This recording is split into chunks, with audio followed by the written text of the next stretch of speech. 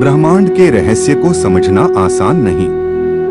कई बार हमारे मन में ऐसे सवाल आते रहते हैं जिनका जवाब किसी के पास नहीं, फिर भी हमारी खोज जारी रहती है।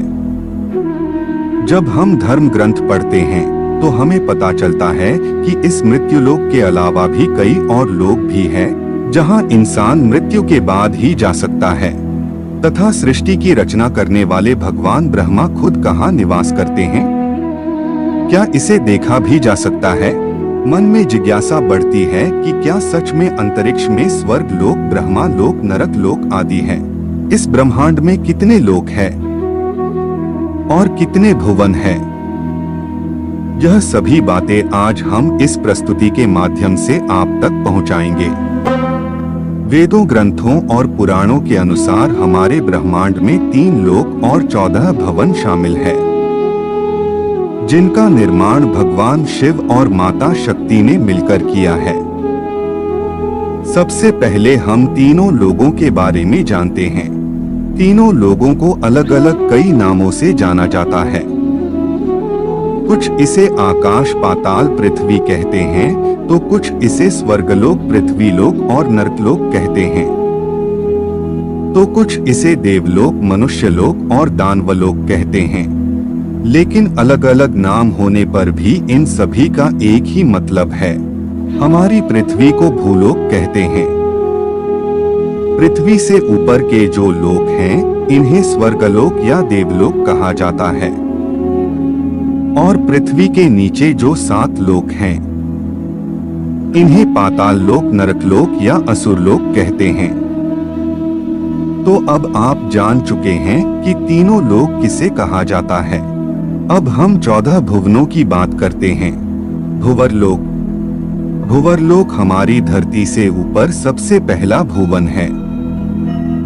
इस लोक में दिव्य आत्माएं और ऋषि मुनि निवास करते हैं। ये लोग विभिन्न तरीकों से देवताओं की सहायता करते हैं और कभी कभार भूलोक में आने की भी अनुमति रखते हैं। अगर इनके कर्म अच्छे होते हैं तो इनको देवताओं का पद भी मिलता है, और अगर अच्छे ना हो तो मनुष्य या उससे नीचे का जन्म भी मिलता है। स्वर्गलोक। भूवरलोक से ऊपर स्वर्गलोक है। यहाँ पर 33 वैदिक देवता निवास करते हैं, जैसे कि अग्निदेव, वायुदेव, जलदेव, चंद्रदेव, सूर्यदेव आदि, जिनके राजा इंद्रदेव है, जो गंधर्व, अप्सरा, मारूस, वारस, देवदत्त और दिव्य शक्तियों के साथ रहते हैं। यह अकल्पनीय लोकों में से एक है। यहाँ पर अकल्पनीय धन इच्छा पूर्ति करने वाले पेड़, ब्रह्मांड घूमने के लिए विमान, विभिन्न आयामों में यात्रा करने की क्षमता, लंबा जीवन काल और बीमारी से मुक्ति मिलती है। स्वर्ग लोक का कार्य दानवों से सबकी रक्षा करना और ब्रह्मांड के संबंध में जरूरी प्रबंध करना है। स्वर्ग लोक की राजधानी अमरावती है। कामधेनु गाय, 3 सिर वाला सफेद हाथी ऐरावत, उड़ने वाला घोड़ा उच्चश्रवा, यही स्वर्ग लोक में निवास करते हैं। महरलोक। स्वर्ग लोक से ऊपर महरलोक है। महरलोक को ज्ञान और तप की उच्चतम चोटी पर पहुंचने वाले ऋषि मुनियों का घर माना जाता है। यहाँ पर निवास करने वाले ऋषि मुनि भूलोक और सत्यलोक में आने जाने की आज्ञा रखते हैं। यह इच्छा अनुसार कहीं भी आ जा सकते हैं। यहाँ पर रहने वालों की उम्र ब्रह्मा जी के 1 दिन के बराबर है, जो कि मनुष्य की उम्र के हिसाब से 432 करोड़ साल बताई गई है। और जब इनके जीवन का अंत होता है, तब कर्मों के अनुसार तय होता है कि आत्मा ब्रह्मा के सत्यलोक में जाएगी या फिर महरलोक के निचले लोकों में जाएगी। जनक लोक। महरलोक से 2 करोड़ योजन ऊपर जनक लोक है और यहाँ विराज नाम के देवगण निवास करते हैं। तपलोक। तपलोक जनक लोक से 8 करोड़ योजन ऊपर है।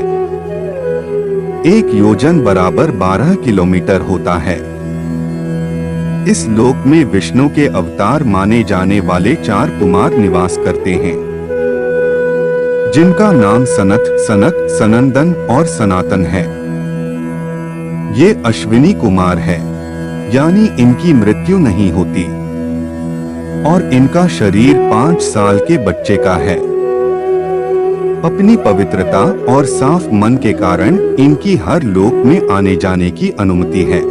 यहाँ पर यह कुमार सिर्फ तपस्या करते हैं, इसीलिए इस जगह को तप लोक कहा जाता है। सत्यलोक, तप लोक से 12 करोड़ योजन पर सत्यलोक है, जिसे ब्रह्मा लोक भी कहते हैं।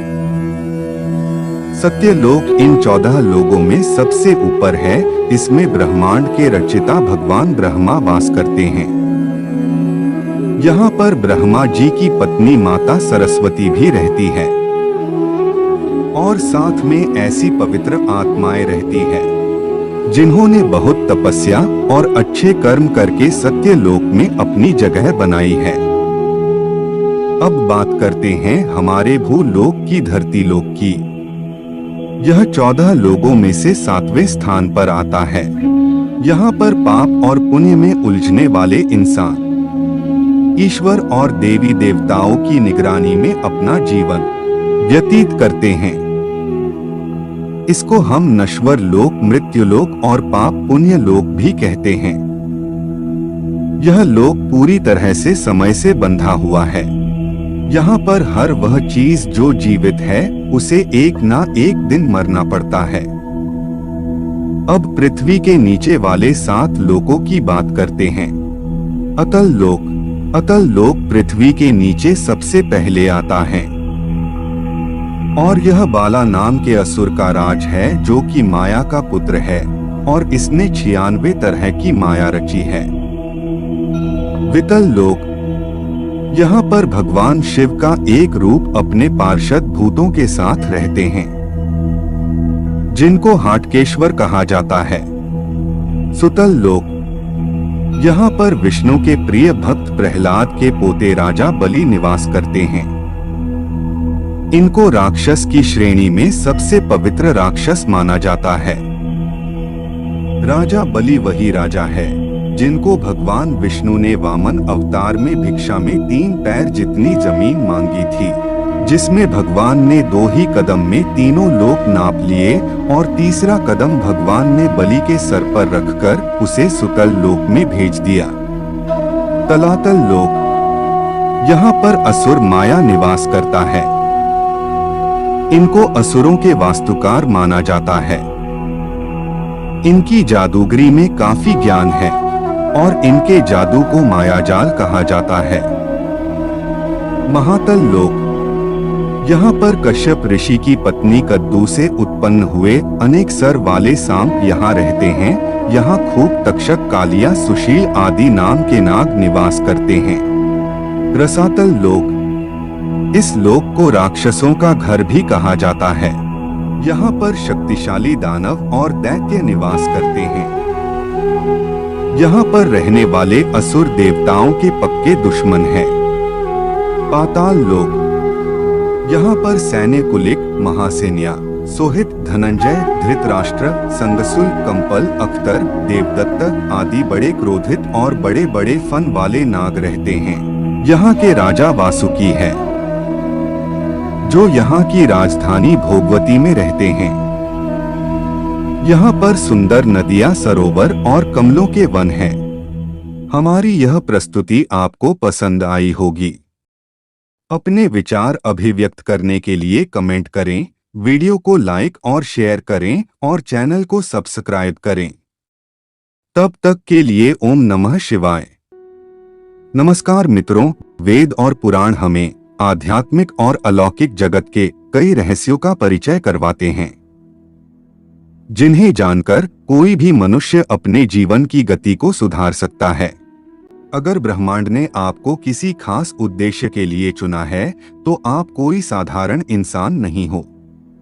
ब्रह्मांड में जन्म लेने वाला हर एक व्यक्ति साधारण होता है, लेकिन उससे असाधारण एवं महान कार्य करवाए जाते हैं। उस साधारण व्यक्ति को असाधारण और महान बनाने के लिए ब्रह्मांड के द्वारा उसको कई तरह के नियम और प्रक्रियाओं से गुजारा जाता है और उसमें वह उत्तीर्ण हो जाता है तो उससे असाधारण कार्य करवाए जाते हैं और वह महान व्यक्ति कहलाता है। अगर आपको भी ब्रह्मांड ने किसी खास उद्देश्य के लिए चुना है तो उसके क्या लक्षण हो सकते हैं? कौन से संकेत है जो हमें बताएंगे कि ब्रह्मांड हमें एक असाधारण इंसान बना रहा है? आज की इस प्रस्तुति में हम इसी बात को जानेंगे। तो प्रस्तुति को अभी से लाइक और चैनल को सब्सक्राइब कर लीजिए, क्योंकि हम वचन देते हैं कि इस प्रस्तुति में आप कुछ बहुत ही महत्वपूर्ण बातों को जानेंगे। मित्रों, परमात्मा ने हमें सिलेक्ट किया है तो हमें कुछ डिफरेंट बनाता है, कुछ विशेष रूप से बनाता है।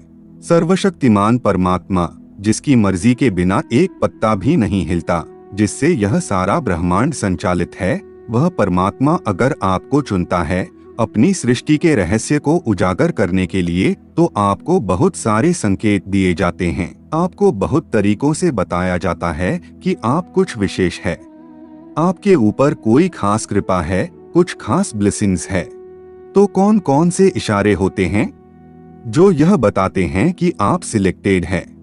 तो जब आपको परमात्मा के द्वारा सिलेक्ट किया जाता है तो पहला इशारा यह है, आपके अंदर काम, क्रोध, मद, मोह, माया, लोभ, अहंकार जैसी भावनाएं बिल्कुल ना के बराबर होती है। थोड़ा बहुत संसारी रूप में दिखाने के लिए रह सकती है यह चीजें, लेकिन ना के बराबर होती है, कम होने लगती है, मिनिमम होने लगती है। हम यह नहीं कह रहे हैं कि यह भावना शून्य के बराबर होगी। आप इन भावनाओं की अलग अलग स्टेज पर हो सकते हैं। तो हो सकता है कि कभी कभार आपको थोड़ा बहुत गुस्सा आता हो, थोड़ा बहुत लोभ का अंश आपके अंदर आता हो। यह चीजें आपके अंदर होती है, लेकिन आप पर हावी नहीं हो सकती। आपका उन पर पूरा कंट्रोल होता है। कभी कभार गुस्सा करना भी जायज होता है। कोई हमारे देश का अपमान कर दे तो हमें गुस्सा आना चाहिए, लेकिन गुस्सा हम पर हावी नहीं हो जाता। लेकिन हम गुस्से पर पूरा कंट्रोल रख सकते हैं। यह भावनाएं आपके अंदर आती जरूर है, आने तक का आपका कंट्रोल नहीं है, लेकिन उसके बाद आप उन पर कंट्रोल पाकर उसे ओवरकम कर सकते हो। तो आप निश्चित ही परमात्मा के द्वारा सिलेक्टेड इंसान हो। आप एक विशेष हो। आप पर परमात्मा की एक खास अनुकंपा है। नंबर 2, अगर आपके दिल में भी परमात्मा की याद हमेशा बनी रहती है, दिन भर में संसार के कामकाज के बीच में भी कहीं ना कहीं परमात्मा के साथ एक डीप कनेक्शन बना रहता है, तो आपको यह पता चलाता रहता है कि आप जो भी कर रहे हैं वह सब परमात्मा को समर्पित है, तो निश्चित रूप से आप परमात्मा के द्वारा चुने हुए हैं। आप विशेष है, आप असाधारण हैं, आप दुनिया से डिफरेंट हो। ऐसा नहीं है कि आप काम इग्नोर कर दोगे और सारा दिन बैठकर हरे रामा हरे कृष्णा करते रहेंगे।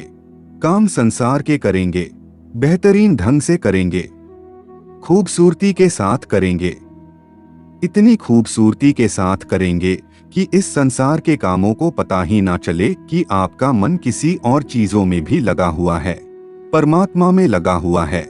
संसार के काम इफेक्ट नहीं हो रहे हैं, लेकिन जैसे ही आपको उन कामों से समय मिलेगा, अपना सुबह और शाम का समय उस परमात्मा की भक्ति में बिताएंगे, उस परमात्मा की याद में अपना समय बिताएंगे, नामस्मरण में बिताएंगे, आराधना में बिताएंगे और उनकी अनुभूति आप कर पाते हैं। आप में एक एहसास बना रहता है, याद बनी रहती है, नाम स्मरण बना रहता है, तो आप निश्चित रूप से सिलेक्टेड है, असाधारण है, विशेष है।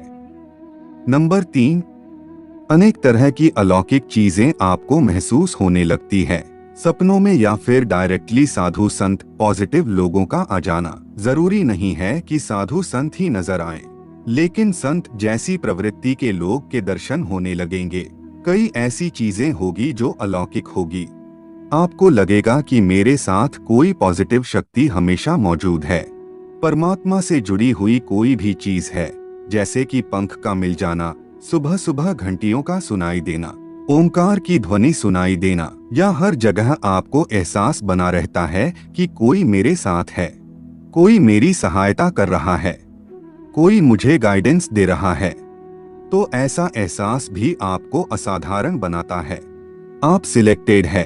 आप भीड़ का हिस्सा नहीं है। आप दुनिया से अलग है। नंबर 4, अगर आप समाज के प्रति अपना दायित्व निभाते हुए भी पुण्य कार्य के लिए समय निकाल पाते हैं। आप मुसीबत में फंसे हुए गरीब, लाचार और असहाय लोगों की यथासंभव मदद करते हैं।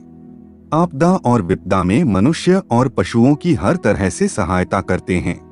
वृद्ध, असहाय, अपंग लोगों की समर्पित भाव से सेवा करना अपना कर्तव्य समझते हैं। तो निश्चित रूप से आप सिलेक्टेड है। आप असाधारण इंसान हैं। यह सबके बस का खेल नहीं है। सब ऐसा नहीं कर पाते हैं। बार बार आपके मन में यह फीलिंग आती है और इस फीलिंग को आप कार्यान्वित भी करते हैं, तो आप साधारण नहीं हैं। निश्चित रूप से आप संसार के लिए आदर्श बनते हैं। अपने निजी स्वार्थ से ऊपर उठकर अगर समाज के लिए आप कोई कार्य करते हैं, तो आप साधारण नहीं रह जाते, आप विशेष हो जाते हो, आप महान हो जाते हो। नंबर 5, आपकी छठी इंद्रिय सक्रिय होती है। आपको पूर्वाभास होता है। आगे होने वाली घटनाओं का अंदाजा लग जाना ऐसे लोगों को ज्यादा होता है। इनको पता लग जाता है जीवन मृत्यु के बारे में, भविष्य में होने वाली घटनाओं के बारे में। ऐसे लोग जो इस तरह की बातों से कनेक्टेड हो, इनकी बातों को इग्नोर नहीं किया जा सकता। कभी कभी सामान्य रूप से कोई बात कह देना कि नहीं नहीं यह चीज ऐसे नहीं, लेकिन इस तरह से करना चाहिए। अगर यह ऐसा कह रहे हैं तो इसका मतलब है कि कोई दिव्य शक्ति इनके माध्यम से हिंट दे रही है कि यह काम इस तरह से करना चाहिए। आपके द्वारा दिए हुए निर्देश आपके अंदर से आते हैं, आपकी अंतरात्मा से आते हैं। वह निर्देश आपको दिव्य शक्तियां गाइड करती हैं। आपका कोई भी फैसला अपने आप से नहीं होता, वह दिव्य शक्तियों के द्वारा संचालित होता है। तो निश्चित रूप से आप सिलेक्टेड हो, आप विशेष हो। छठा संकेत, आपको एक विशेष तरह की सुगंधी का एहसास होता है। ऐसा कई लोगों को होता है तो कई लोगों को नहीं भी होता है। भले ही आसपास कोई सुगंधी ना हो, लेकिन उनके अंदर ऐसा एहसास बना रहता है। इनके अंदर एक प्रफुल्लता बनी रहती है, चेहरे पर मुस्कुराहट बनी रहती है। इनके अंदर से एक सम अवस्था जैसी बनी रहती है। यह 3-4 जो बातें बताई वह एक दूसरे से जुड़ी रहती है। और यह जो सम अवस्था का आपके अंदर आ जाना, यह कोई मजाक नहीं है, यह एक बहुत बड़ी बात है। अगर आपको ऐसा एहसास रहता है तो आप एक सिलेक्टेड इंसान हो, आप चुने हुए हो। 7वां संकेत, ब्रह्मा मुहूर्त में आपकी आंख खुल जाना। आप ब्रह्मा मुहूर्त में सोए रह ही नहीं सकते। सुबह 3 से लेकर 5 के बीच का जो समय है, यह पूरा समय ब्रह्मा मुहूर्त कहा जाता है। ब्रह्मा मुहूर्त देवताओं का समय है, ब्रह्मा मुहूर्त परमात्मा का समय है, दिव्य शक्तियों का समय है। अगर ऐसे समय में आपकी निश्चित रूप से आंख खुल जाएगी, आप इस समय में उठ जाओगे और आपको कोई महाशक्ति आपको प्रेरित करेगी कि आप कुछ अच्छे काम करो। आपको कुछ हिंट देगी, आपको साधना में जगाएगी।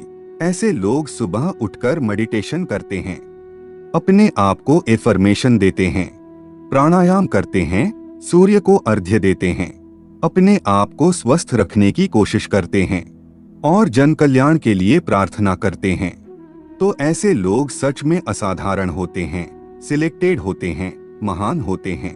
अगर आप भी ऐसा करते हैं तो आप पर भी परमात्मा की विशेष कृपा है। 8वां संकेत, आप अपने जीवन में परमात्मा को ही सब कुछ मानते हैं। अब आपको यह लगता है कि यह जो मित्र, सगे संबंधी, साथी, आसपास के लोग और चीजें, यह सब तो ठीक है, लेकिन वास्तविक मेरा जो उद्देश्य है, आप अपने उद्देश्य को 1 मिनट भी नहीं भूलते, मन में याद रहता है। एक प्रेरणा आपके अंदर लगातार काम करती है, जो आपको बताती रहती है कि आप एक महान उद्देश्य की प्राप्ति के लिए आए हो। आपको बार बार याद दिलाया जाता है, आप में उस परमात्मा की अनुभूति बनी रहती है, आपको अपने लक्ष्य की अनुभूति बनी रहती है। आपको इस संसार से जुड़ा हुआ भी रखती है, लेकिन आप अपने लक्ष्य पर लगातार आगे बढ़ते रहते हो। ऐसे लोग विशेष होते हैं, सिलेक्टेड होते हैं और असाधारण होते हैं। यह कोई साधारण बात नहीं है। यह लोग जब इस तरीके से काम करते हैं तो यह लोग परमात्मा के प्यारे होते हैं, संसार में भी फेमस होते हैं, और संसार में से जब जाते हैं तो बाद में भी उनकी जय जयकार होती है। तो आप में इनमें से कितने संकेत है जो आपसे मैच करते हैं, कमेंट करके जरूर बताना। और ऐसी मूल्यवान बातों को जानने के लिए आप हमारे चैनल को सब्सक्राइब कर सकते हैं और इस प्रस्तुति को लाइक करना मत भूलिएगा। धन्यवाद दोस्तों। जय श्री हरि विष्णु, जय स्वामी नारायण, जय योगेश्वर, जय श्री कृष्ण, जय श्री राम, जय वैकुंठ धाम। दोस्तों, वैकुंठ की पिछली प्रस्तुति को आप लोगों ने बहुत ही ज्यादा पसंद किया है। आपके आग्रह पर हम वैकुंठ का यह दूसरा भाग उपलब्ध करवा रहे हैं। इस प्रस्तुति में हम वैकुंठ के बारे में विस्तृत जानकारी प्राप्त करेंगे। कई बार हमें ख्याल आता है कि मोक्ष प्राप्त कराने वाला वैकुंठ कैसा होगा।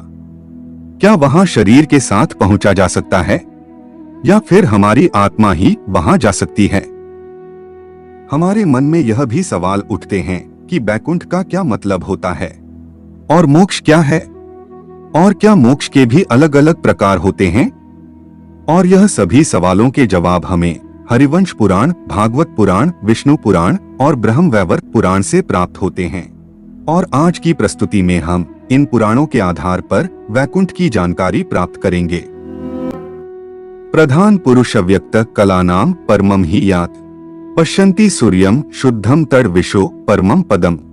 अर्थात पदार्थ, आत्मा, अभिव्यक्ति और समय से परे क्या है, उसे योग्यता प्रदान शुद्ध मुनि देख सकते हैं। वहीं विष्णु का परम धाम वैकुंठ है। और वैकुंठ पदार्थ, आत्मा, अभिव्यक्ति और समय से परे कैसे हो सकता है? इसी बात को समझने के लिए हमें सृजनहार के द्वारा बनाए गए डायमेंशन यानी कि आयामों के बारे में जानना होगा। आपने 2D और 3D कार्टून फिल्मों के बारे में तो सुना ही होगा। हमारा भौतिक जगत भी इस 3D यानी त्रिआयामी थर्ड डायमेंशन से व्याप्त है और चौथा आयाम है समय। और समय को मिलाकर हम 4 डायमेंशन से बंधे हुए हैं। पहला आयाम है लंबाई, दूसरा आयाम है चौड़ाई, तीसरा आयाम है गहराई और चौथा आयाम है समय। समय को भी हम आगे बढ़ता हुआ महसूस कर सकते हैं, लेकिन उसमें आगे भविष्य में और पीछे भूतकाल में नहीं जा सकते। और यही हमारी इस जगत में मर्यादा है। हमारे वेदों में ऐसे 64 आयाम बताए गए हैं। इन 64 आयामों में से 10 आयामों को मुख्य माना गया है। हिंदू शास्त्रों के अनुसार भूलोक, भुवरलोक और स्वर्गलोक हमारी 4 आयामी सृष्टि में ही बसे हुए हैं। 5वें आयाम को ब्रह्मा आयाम कहा गया है। इसी आयाम में ब्रह्मा निवास करते हैं। यहाँ का समय अलग है। हिंदू धर्म में काल अर्थात समय की धारणा बहुत ही वैज्ञानिक है। एक त्रिश्रेणु से लेकर एक क्षण तक, एक क्षण से लेकर दंड तक, दंड से लेकर मुहूर्त और मुहूर्त से लेकर प्रहर, प्रहर से लेकर दिवस तक, दिवस से लेकर पक्ष, 2 पक्ष का 1 माह, 2 माह की 1 ऋतु, 6 माह का 1 अयन, 2 अयन का 1 वर्ष, 1 वर्ष का देवताओं का 1 दिन, देवताओं के 12,000 वर्ष का 1 महायुग, 71 महायुग का 1 मनवंतर, 14 मनवंतर का 1 कल्प, 1 कल्प अर्थात ब्रह्मा का 1 दिन, और ब्रह्मा के दिन जितनी ही ब्रह्मा की रात्रि, और ब्रह्मा के 1 दिन और 1 रात्रि को मिलाकर बनता है 1 अहोरात्र। इसी तरह महाविष्णु और शिव के समय की कल्पना करना भी मुश्किल है। इसके बाद आगे 6ठे आयाम में महाविष्णु निवास करते हैं। महाविष्णु के भी 3 भाग हैं, कारणोदकशायी विष्णु, गर्भोदकशायी विष्णु और क्षीरोदकशायी विष्णु। इसमें कारणोदकशायी अर्थात महाविष्णु तत्वादि का निर्माण करते हैं, जिससे इन 5 आयामों का निर्माण होता है। इसे ही महत कहा जाता है और जिनके उदर में समस्त ब्रह्मांड हैं। दूसरे गर्भोदकशायी विष्णु से ही ब्रह्मा का जन्म होता है, जो प्रत्येक ब्रह्मांड में प्रवेश करके उसमें जीवन प्रदान करते हैं, तथा जिनके नाभि कमल से ब्रह्मा उत्पन्न हुए। उसके बाद तीसरे हैं क्षीरोत्कर्षायी विष्णु, जो हमारी सृष्टि के हर तत्व और परमाणु में व्याप्त हैं, जो परमात्मा रूप में प्रत्येक जीव के हृदय तथा सृष्टि के प्रत्येक अणु में उपस्थित होकर सृष्टि का पालन करते हैं। इसके बाद नंबर आता है 7वें आयाम का, जिसे सत्य आयाम या ब्रह्मा ज्योति कहते हैं। जैसे सूर्य की ज्योति होती है, इसी आयाम में समाया है वह तत्व ज्ञान, जिसकी मदद से मनुष्य देवताओं की श्रेणी में चला जाता है। इसके बाद है 8वां आयाम, जिसे कैलाश कहा जाता है। इस आयाम में भगवान शिव का भौतिक रूप शंकर के रूप में विराजमान है। उनका कार्य ही इन 7 आयामों का संतुलन बनाए रखना है। इसीलिए सिद्धयोगी भगवान शिव की आराधना करते हैं, क्योंकि हर योगी वहां जाना चाहता है। उसके बाद है 9वां आयाम, जिसे पुराणों में वैकुंठ कहा गया है। इसी आयाम में नारायण निवास करते हैं, जो हर आयाम को चलायमान रखते हैं। मोक्ष को प्राप्त करने का मतलब है इसी आयाम में समा जाना। हर आयाम इसी से बना है। यही आयाम सभी आयामों का निर्माण करता है। मोक्ष की प्राप्ति कर हर आत्मा शून्य में लीन होकर इसी आयाम में लीन हो जाती है। इसके बाद नंबर आता है 10वें आयाम का, जिसे अनंत कहा गया है। हम आपको बता दें कि अनंत से ही महत और महत से ही अंधकार, अंधकार से आकाश, आकाश से वायु, वायु से अग्नि, अग्नि से जल, जल से पृथ्वी, पृथ्वी से औषधि, औषधियों से अन्न, अन्न से वीर्य, वीर्य से पुरुष अर्थात शरीर उत्पन्न हुआ। पुरुष का अर्थ यहाँ मनुष्य या इंसान नहीं, बल्कि जो भी जीव शरीरधारी है होता है। यह अनंत ही परम सत्ता परमेश्वर अर्थात परमात्मा, ईश्वर या ब्रह्मा है। संपूर्ण जगत की उत्पत्ति इसी ब्रह्मा से हुई है। इस आयाम के मालिक भगवान शिव है। भगवान शिव सभी 10 आयामों में या कहे कि 64 आयामों में आ जा सकते हैं। तो आप समझ सकते हैं कि इस 9वें आयाम में आए हुए वैकुंठ में जाने के लिए आपको कितनी उच्च कोटि की आध्यात्मिक उन्नति प्राप्त करनी होगी और अपने जीवन को कितना उत्तम और उच्च कोटि का बनाना होगा। तब जाकर हमारी आत्मा वैकुंठ पहुंच सकती है। और जब हम उत्तम जीवन व्यतीत करने के बाद वैकुंठ जाने की योग्यता प्राप्त कर लेते हैं, तब हमारी मृत्यु के बाद भगवान विष्णु के दूत आकर हमारी आत्मा को ले जाएंगे। वैकुंठ पहुंचते वक्त रास्ते में विरजा नाम की नदी आती है। लेकिन यह विरजा नदी असल में है क्या? तो हम आपको बता दें कि यह विरजा नदी 9वें आयाम का बाहरी आवरण है और इस आवरण को भेद कर ही आप 9वें आयाम में दाखिल हो सकते हो। वैकुंठ के बाहर बहने वाली नदी या कहे कि आवरण भौतिक और आध्यात्मिक दुनिया को विभाजित करती है। इसमें डुबकी लगाने के बाद आत्मा भूख, दर्द, क्रोध और अन्य भौतिकवादी इच्छाओं से मुक्त हो जाएगी और फिर आत्मा आगे बढ़ती है और भगवान विष्णु के वैकुंठ में पहुंच जाती है। तो दोस्तों, आपको हमारी यह जानकारी पसंद आ रही है और आप नमस्कार मित्रों, वेद और पुराण हमें आध्यात्मिक और अलौकिक जगत के कई रहस्यों का परिचय करवाते हैं, जिन्हें जानकर कोई भी मनुष्य अपने जीवन की गति को सुधार सकता है। आपने हमारी प्रस्तुति वैकुंठ लोक भाग 1 और 2 में वैकुंठ लोक के कई रहस्यों को जाना। आज की इस प्रस्तुति में हम वैकुंठ लोक कैसा दिखाई देता है और हमारे शास्त्रों में वैकुंठ लोक का कैसा वर्णन किया है, साथ में मोक्ष के बारे में भी इस प्रस्तुति के माध्यम से आपको बताएंगे। वैकुंठ शब्द का अर्थ है बिना किसी चिंता का निवास। वी का मतलब होता है नहीं और कुंठ का मतलब होता है चिंता। इसके अलावा वैकुंठ शब्द की और भी व्याख्या की गई है, जैसे कि जहां कुंठा न हो। कुंठा यानी निष्क्रियता, अकर्मण्यता, निराशा, हताशा, आलस्य और दरिद्रता। इसका मतलब यह हुआ कि वैकुंठ धाम ऐसा स्थान है जहां कर्महीनता नहीं है, निष्क्रियता नहीं है, अकर्मण्यता नहीं है, निराशा नहीं है, हताशा नहीं है, आलस्य नहीं है, दरिद्रता नहीं है, ऐसा परम पवित्र धाम। पद्म पुराण के पाताल खंड में वैकुंठ के कई नाम बताए गए हैं, जैसे कि मोक्ष, परमपद, अमृत, विष्णु मंदिर, अक्षरधाम, परमधाम, वैकुंठ, शाश्वत पद, नित्यधाम, परम व्योम, सर्वोत्कृष्ट पद तथा गोलोक धाम। अब हम पद्म पुराण के पाताल खंड में वैकुंठ का जो वर्णन किया गया है, इसके बारे में बताते हैं, तो इसका श्रद्धा पूर्वक श्रवण करें। पद्म पुराण में बताया गया है, वैकुंठ लोक अनेक जनपदों से व्याप्त है। वह रत्नमयी मकानों, विमानों और मणिमय महलों से सुशोभित है। इस वैकुंठ के मध्य भाग में भगवान श्री हरि की साकेत नगरी है, जिसके चारों दिशा में 4 द्वार है। पूर्व के द्वार पर चंड प्रचंड नाम के द्वारपाल, दक्षिण के द्वार पर भद्र सुभद्र नाम के द्वारपाल, पश्चिम के द्वार पर जय विजय नाम के द्वारपाल तथा उत्तर के द्वार पर धाता विधाता नाम के द्वारपाल रहते हैं।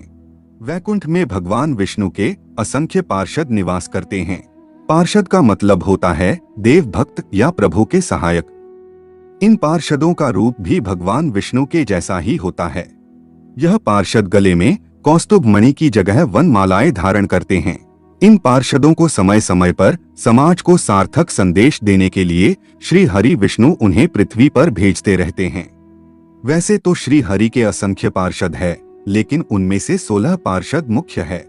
विश्वक्सेन, जय विजय, बल और प्रबल। इनके बारे में कहा जाता है कि यह भक्तों का मंगल करते हैं और भगवान की लीला में सहयोग करते हैं। जय और विजय नाम के पार्षदों को श्राप मिलने के कारण धरती पर रावण और कुंभकर्ण के रूप में जन्म लेना पड़ा था। चंड प्रचंड, कुमुद और कुमुदाक्ष श्री हरि के भक्तों के लिए अति कृपालु बनकर सेवा करते हैं। शील, सुशील व सुषेण श्री हरि के भावुक भक्तों का बराबर ध्यान रखते हैं। नगरी के मध्य भाग में भगवान का मनोहर अंतःपुर है, जो मणियों से युक्त और सुंदर गोपुर से सुशोभित है। दिव्य अप्सराएं और स्त्रियां सब ओर से उस अंतःपुर की शोभा बढ़ाती हैं। उसके बीच में एक दिव्य मंडप है, वह मंडप रत्नों का बना है। उसके मध्य भाग में अष्टदल कमल है, जो उदयकालीन सूर्य के समान कांतिमान है, जिसमें परम पुरुष भगवान विष्णु भगवती लक्ष्मी जी के साथ विराजमान होते हैं। भगवान का श्री विग्रह नील कमल के समान श्याम तथा कोटि सूर्यों के समान प्रकाशमान है। वे तरुण कुमार से जान पड़ते हैं। सारा शरीर चिकना है और प्रत्येक अवयव कोमल और खिले हुए लाल कमल जैसे हैं। हाथ तथा पैर अत्यंत मृदुल प्रतीत होते हैं। नेत्र विकसित कमल के समान जान पड़ते हैं। सुंदर नासिका, मनोहर कपोल, शोभायुक्त मुख कमल, मोती के दाने जैसे दांत और मंद मुस्कान की छवि से युक्त मूंगे जैसे लाल लाल ओठ हैं। मुखमंडल पूर्ण चंद्रमा की शोभा धारण करता है। कमल जैसे मुख पर मनोहर हास्य की छटा छाई रहती है। भगवान के बालों में पारिजात और मंदार के पुष्प शोभा पाते हैं। गले में कौस्तुभमणि शोभा दे रही है, जो प्रातः काल उगते हुए सूर्य की कांति धारण करती है। भांति भांति के हार और सुवर्ण की मालाओं से शंख जैसी ग्रीवा बड़ी सुंदर जान पड़ती है। शरीर पर मुलायम पीतांबर सुशोभित है, जो बाल रवि की प्रभा के समान जान पड़ता है। दोनों चरणों में सुंदर कड़े विराज रहे हैं। उनके ऊपर की दोनों भुजाओं में शंख और चक्र हैं तथा नीचे की भुजाओं में वरद और अभय की मुद्राएं हैं। भगवान के वाम भाग में माता महालक्ष्मी विराजमान हैं। महालक्ष्मी के साथ भगवान विष्णु सनातन परम व्योम में सानंद विराजमान रहते हैं। विमला, उत्कर्षिणी, ज्ञाना, क्रिया, योगा, ग्रही, सत्या तथा ईशाना ये सब परमात्मा श्रीहरि की पटरानियां हैं। यदि कोई वैकुंठ को प्राप्त कर लेता है तो वह जीवन और मृत्यु के इस निरंतर चक्र से मुक्त हो जाएगा, अर्थात वह संसार के इस सागर से मुक्त हो जाएगा और इसी को मोक्ष कहते हैं। मोक्ष के भी कई प्रकार होते हैं और इसके बारे में भी आपको जानकारी होनी ही चाहिए। साहुज्या मोक्ष, यहाँ जीव परमात्मा में विलीन हो जाता है, अर्थात आत्मा अपनी पहचान खो देती है। सालोक्य मोक्ष, यहाँ जीव भगवान विष्णु के एक ही निवास में रहता है, अर्थात आत्मा को वैकुंठ में स्थायी निवास मिलता है।